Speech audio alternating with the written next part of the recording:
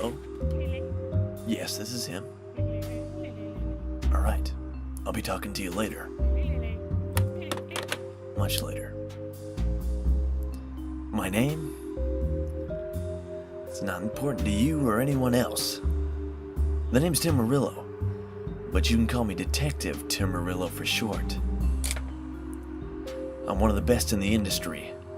I can sniff out criminals as if they were covered in some pasty mixture of gasoline and old fish. I don't do it for the money. I do it because it brings home the bacon, and lots of it.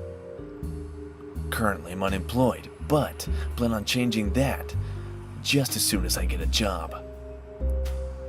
Let me tell you of a case I just had this last week. About 3 months ago, as I was hard at work, I got a call from an old friend, Loretta Hampton. She proceeded to tell me in my conversation with her that she had just killed a man and dragged him behind a dumpster on 32nd Street. After I heard this, I concluded that the deranged woman had called the wrong number, and I bid her a good day.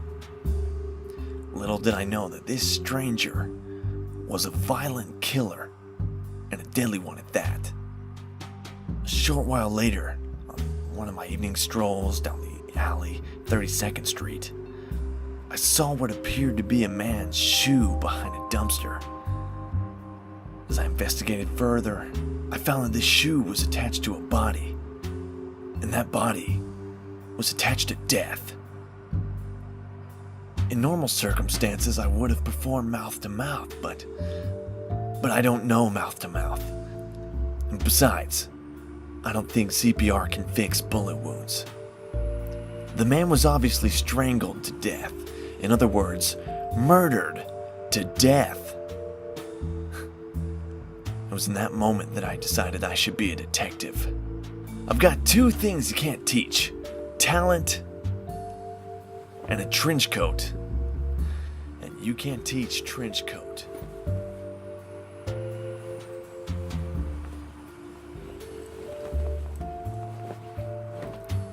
You know, detective work isn't pretty. It never is. But when it's done right, it can be a beautiful thing. And with that, I rest my case.